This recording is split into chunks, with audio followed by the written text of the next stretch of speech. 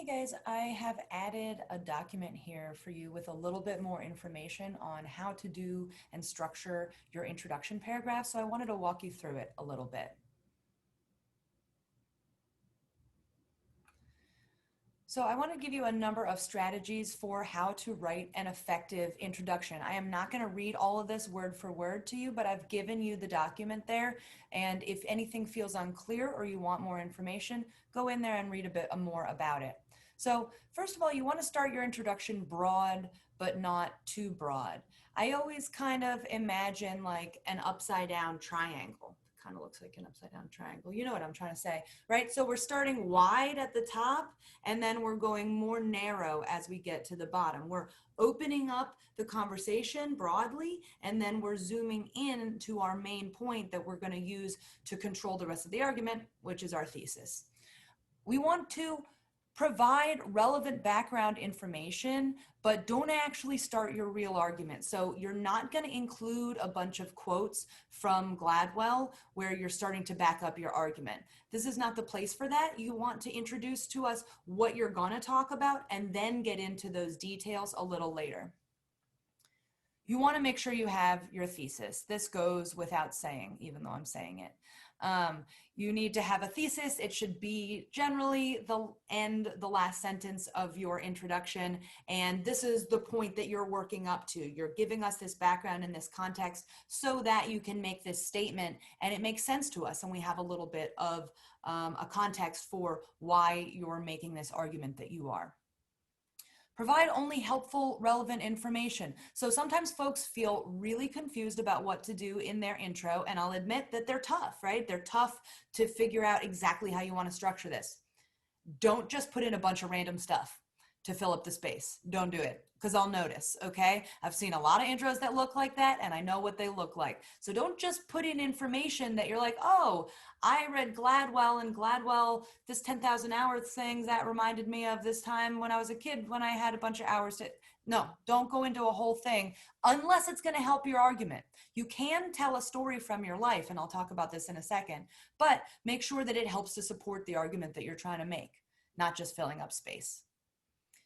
Try to avoid cliches. So cliches are the kind of phrases and things that you've heard over and over again. If it pops straight into your brain and you've heard people say it a million times, don't write it because it's not interesting. We want to hear new ideas. We want to hear the stuff that you're coming up with, not these kind of recycled phrases. Don't feel pressured to write your intro first. So this is interesting, right? Because I'm requiring you to write your intro before you turn in the paper. So yes, you do need to write the intro and turn it in to me before you turn in the whole paper, but you don't have to have it be the first thing you do. You're already going to do your brainstorming in your 101 assignment, and you should be working on building an outline. So if you don't know what you're saying yet in your intro, work on making some talking points and building your outline first, and then you'll have a clearer idea of what you're trying to say when you get back into that intro. You want to convince your reader that the essay is worth reading. So you want this to be interesting and you want to be constantly thinking about the so what question.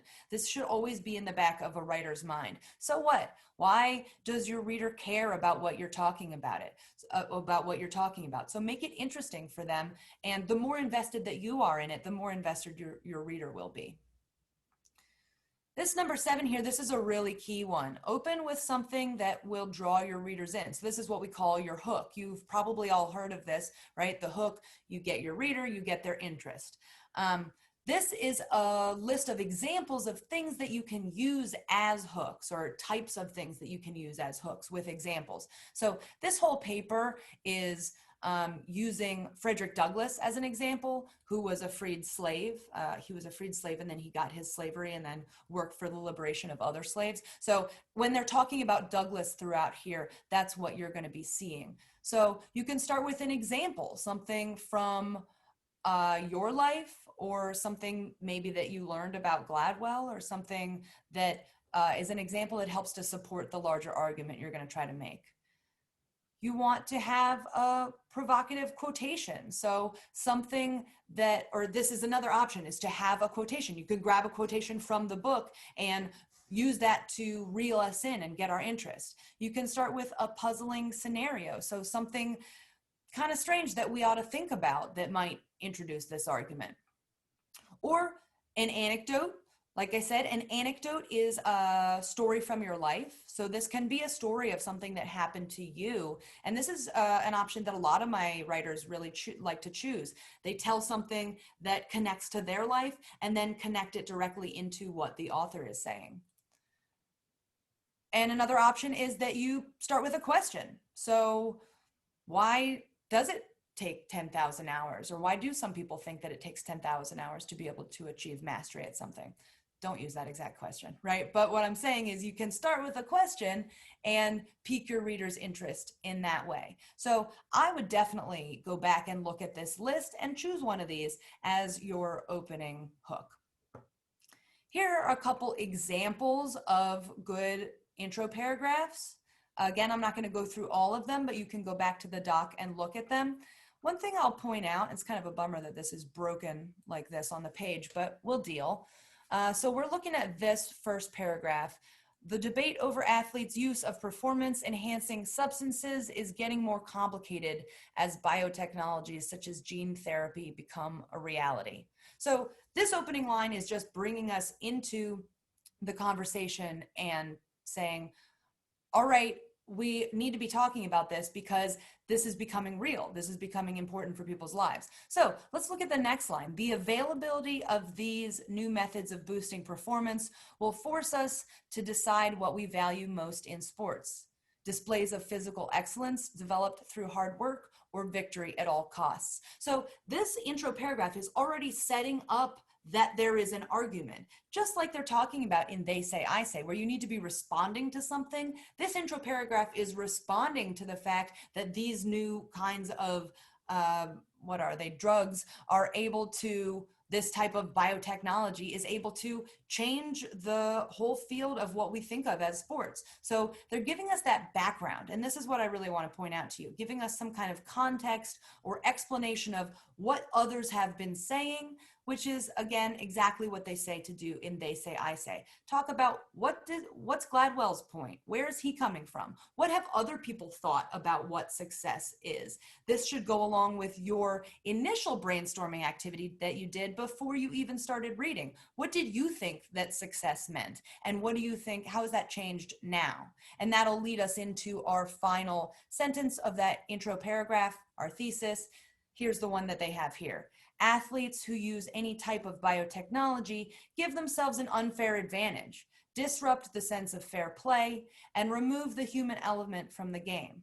For these reasons, they should not be allowed to compete. So this thesis actually breaks down its major points into three arguments, which they state here. They give themselves an unfair advantage, they also disrupt fair play, and they remove the human element from the game.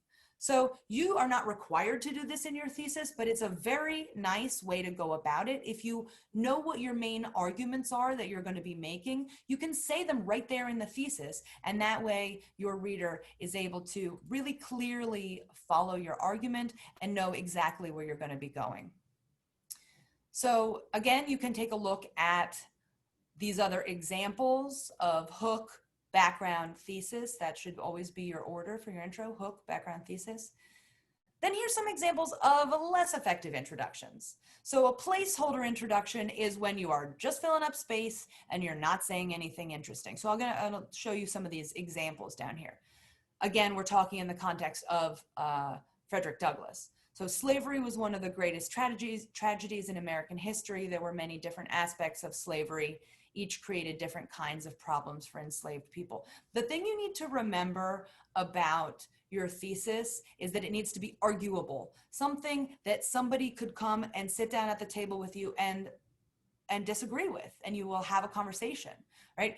This doesn't start a conversation because everybody knows that it was a great tragedy and that there were many different aspects, and it doesn't tell us anything new. So you want to make sure that you're telling us new ideas of yours when you start us out with your thinking.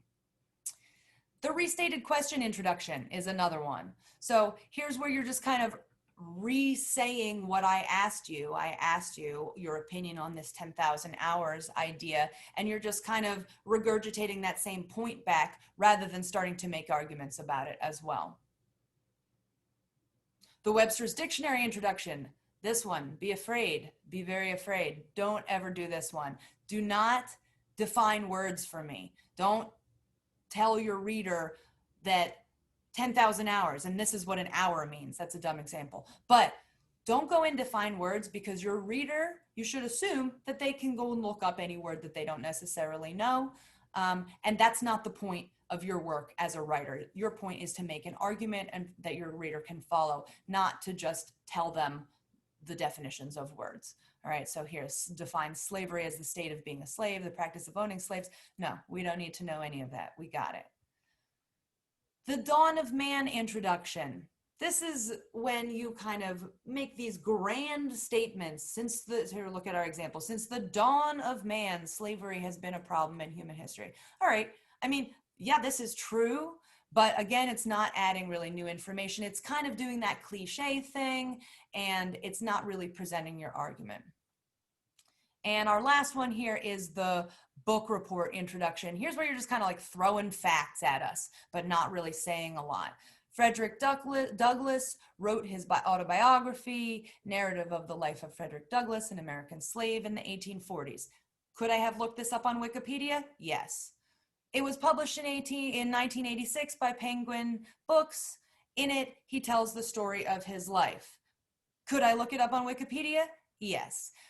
If yes is the answer to that question, this is not a helpful thing that you need to have in your essay, right? I can look at Wikipedia and I can look at dictionary.com. So no definitions and no just kind of biographical information that I could have found elsewhere. Again, this is all about you presenting your argument, giving us some context to understand where you're coming from, what you're arguing against. So providing a point about what Gladwell says and what you want to be responding to, and then making that strong argument of your own, which is your thesis statement at the end.